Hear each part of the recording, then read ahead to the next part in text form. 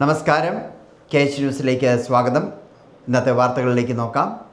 Dubai മറീനയിൽ കെട്ടിടത്തിലെ തീപിടുത്തം 3820 പേരെ ഒഴിപ്പിച്ചു. മറീന പ്രദേശത്തെ ഒരു റെസിഡൻഷ്യൽ കെട്ടിടത്തിലാണ് തീപിടുത്തമുണ്ടായത്. വെള്ളിയാഴ്ച വൈകുന്നേരമായിരുന്നു സംഭവം. വിവരമറിഞ്ഞതിനെ തുടർന്ന് സ്ഥലത്തെത്തിയ ദുബായ് സിവിൽ ഡിഫൻസ് ടീമുകൾ 6 മണിക്കൂർ നടത്തിയ പരിശ്രമത്തിനൊടുവിൽ തീ നിയന്ത്രണവിധേയമായി.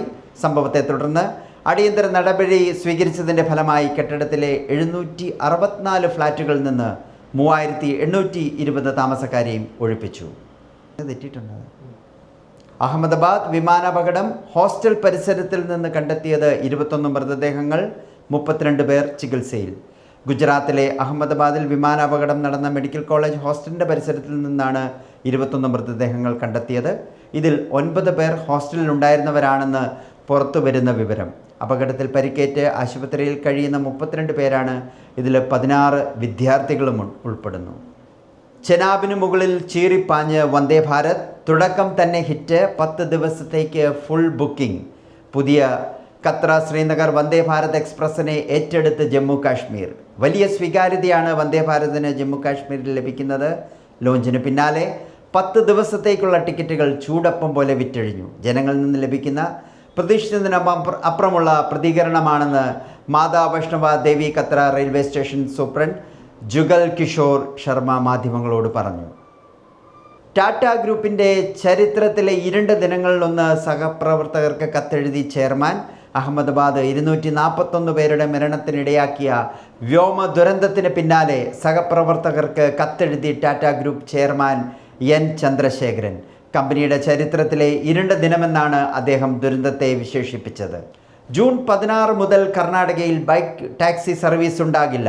ബൈക്ക് ടാക്സിയുമായി ബന്ധപ്പെട്ട സർക്കാർ ചട്ടം രൂപീകരിക്കുന്നതുവരെ അവയ്ക്ക് നിരോധനം വേണമെന്ന കർണാടക ഹൈക്കോടതിയുടെ സിംഗിൾ ബെഞ്ച് വിധി സ്റ്റേ ചെയ്യണമെന്ന ആവശ്യം ഡിവിഷൻ ബെഞ്ച് നിരസിച്ചതാണ് കാരണം.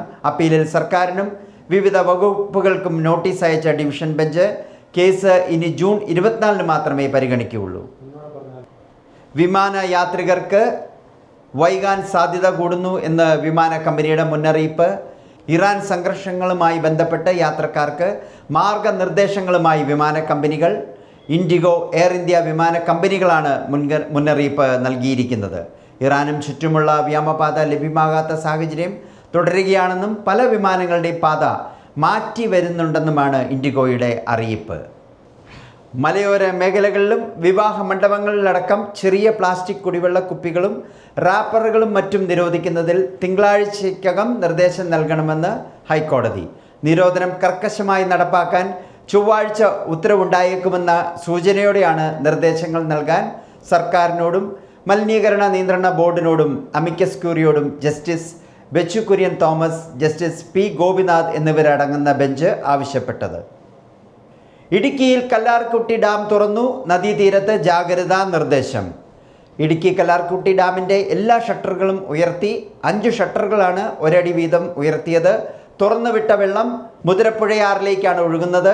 ഇതിൻ്റെ പശ്ചാത്തലത്തിൽ മുതിരപ്പുഴ പെരിയാർ തീരത്ത് താമസിക്കുന്ന ജനങ്ങൾക്ക് ജാഗ്രതാ നിർദ്ദേശം നൽകി.